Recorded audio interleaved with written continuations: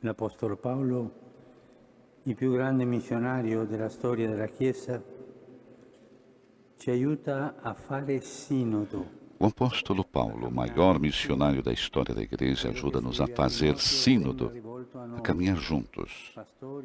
Parece dirigido a nós, pastores, ao serviço do povo de Deus. Aquilo que escreve a Timóteo. E começa dizendo: recomendo-te que reacendas o dom de Deus que se encontra em ti, pela imposição das minhas mãos. Somos bispos porque recebemos um dom de Deus. Não assinamos um acordo. Colocar-nos não um contrato de trabalho nas mãos, mas mãos sobre a cabeça, para sermos, por nossa vez, mãos levantadas que intercedem junto do Senhor, e mãos estendidas para os irmãos. Recebemos um dom para sermos dons. Um dom não se compra, não se troca e não se vende. Recebe-se e dá-se de presente. Se nos apropriarmos dele, se nos colocarmos a nós no centro e não deixarmos no centro o dom, passamos de pastores a funcionários. Fazemos do dom uma função e desaparece a gratuidade. Assim acabamos por nos servir a nós mesmos, servindo-nos da Igreja. Ao passo que a nossa vida, dom recebido, é para servir. Não recordo o Evangelho que fala de servos inúteis. Expressão essa que pode querer dizer também servos sem lucro. Por outras palavras, não trabalhamos para obter lucro, um ganho nosso, mas sabemos que gratuitamente recebemos, gratuitamente damos. Colocamos toda a nossa alegria em servir, porque fomos servidos por Deus, que fez-se nosso servo. Queridos irmãos, sintamo-nos chamados aqui para servir, colocando no centro o dom de Deus. Para sermos fiéis a esta chamada, à nossa missão, São Paulo lembra-nos que o dom deve ser reaceso. O verbo usado é fascinante. Reacender é literalmente dar vida a uma fogueira.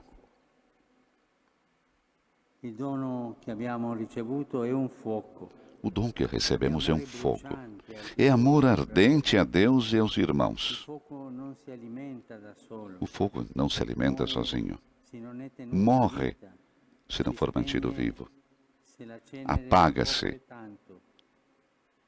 se a cinza o cobrir.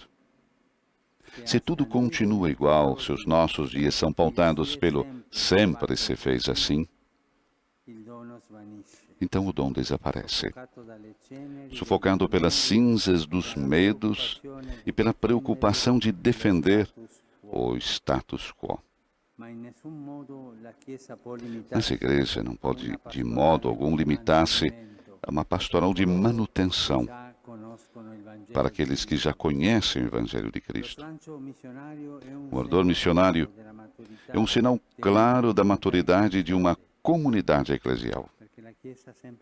Porque a igreja está sempre em caminho, sempre em saída, nunca fechada em si mesma. Jesus veio trazer à terra não a brisa da tarde, mas o fogo. O fogo que reacende o dom é o Espírito Santo, doador dos dons. Por isso, São Paulo continua: guarda, pelo Espírito Santo, que habita em nós, o precioso bem que te foi confiado. Escreve ainda: Deus não nos concedeu um espírito de timidez, mas de fortaleza, de amor e de prudência. Não um espírito de timidez, mas de prudência. Alguém pode pensar que a timidez é para que tem medo de errar. É uma virtude cristã de vida. É a virtude do governo. E nos deu esse espírito de prudência. Em oposição à timidez, Paulo coloca a prudência. Que então é essa prudência do espírito? Como ensina o catecismo, a prudência não se confunde com a timidez ou o medo. Mas é a virtude que dispõe a razão prática para discernir em qualquer circunstância o nosso verdadeiro bem e para escolher os justos meios de o atingir. A prudência não é indecisão, não é um comportamento defensivo. É a virtude do pastor que, para servir com sabedoria, sabe discernir, sensível à novidade do Espírito. Então, reacender o dom do fogo do Espírito é o oposto de deixar as coisas correr sem se fazer nada. E ser fiéis à novidade do Espírito é uma graça que devemos pedir na oração.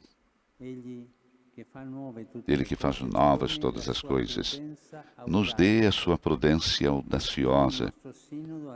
Inspire o nosso sínodo a renovar os caminhos para a Igreja na Amazônia, para que não se apague o fogo da missão.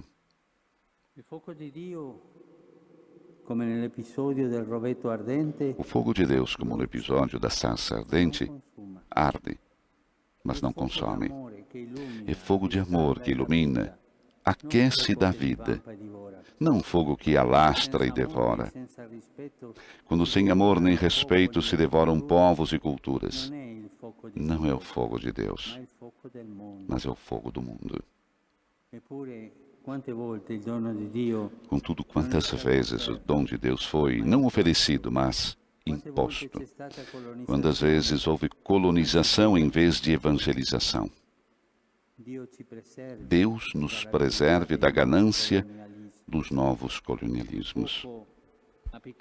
O fogo ateado por interesses que destroem, como o que devastou recentemente a Amazônia, não é o do Evangelho.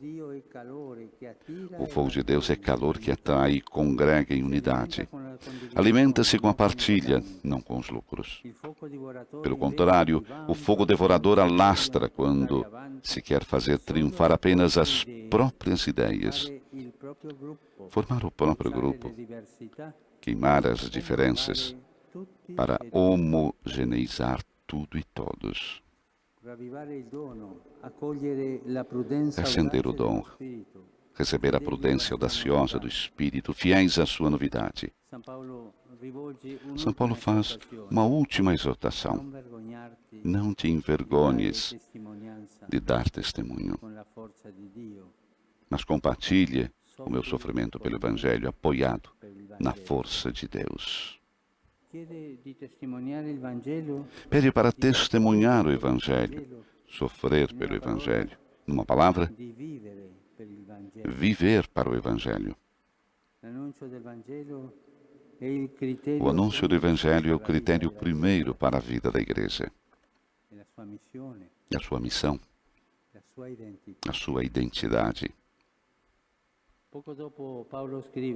Mais adiante, Paulo escreve: estou pronto para oferecer-me como sacrifício. Anunciar o Evangelho é viver a oferta, é testemunhar radicalmente, é fazer-se tudo por todos, é amar até o martírio. Agradeço a Deus, porque no colégio cardinalício existem alguns irmãos cardeais, mártires, que han experimentado na vida a cruz do martírio. De fato, como assinala o apóstolo, serve-se o Evangelho não com a força do mundo, mas simplesmente com a força de Deus, permanecendo sempre no amor humilde, acreditando que a única maneira de possuir verdadeiramente a vida é perdê-la por amor. Queridos irmãos, olhemos juntos para Jesus crucificado, para o seu coração aberto por nós. Comecemos dali, porque dali brotou o dom que nos gerou. Dali foi derramado o Espírito que renova. Dali sentimos-nos chamados, todos e cada um, a dar a vida.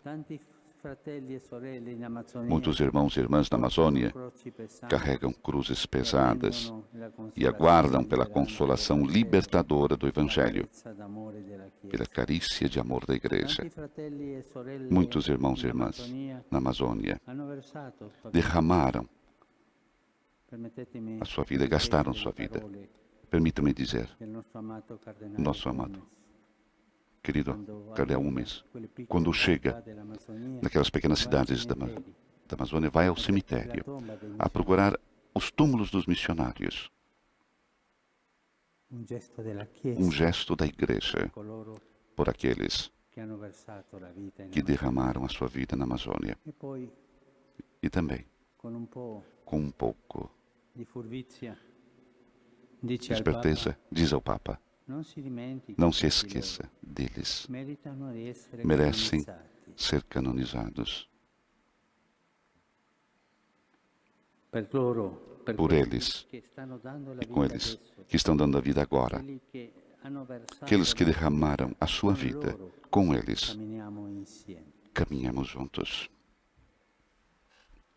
Assim conclui Papa Francisco as suas palavras na homilia dessa Santa Missa, na abertura da Assembleia Especial do Sínodo dos Bispos para a Panamazônia. Recordamos, tem início com essa celebração e se encerra no próximo dia 27. Papa nos deu tantos momentos de reflexão, iniciando já do dom que os bispos recebem, o dom de Deus. Não assinamos um acordo, colocaram-nos não um contrato de trabalho nas mãos, mas mãos sobre a cabeça para sermos, disse o Papa, mãos levantadas que intercedem junto do Senhor e mãos estendidas para os irmãos. Recebemos um dom para sermos dons. Um dom não se compra, não se troca, nem se vende. Recebe-se e dá-se de presente, gratuitamente. Se nos aproximarmos dele, se nos colocarmos a nós no centro e não deixarmos no centro o dom, disse o Papa, passamos de pastores a funcionários. Fazemos do dom uma função e desaparece então a gratuidade. Assim acabamos por nos servir, a nós mesmos servindo-nos da Igreja, ao passo que a nossa vida, dom recebido, é para servir. Como recorda o Evangelho que fala dos servos inúteis, expressão esta que pode querer dizer também servos, disse o Papa, sem lucro.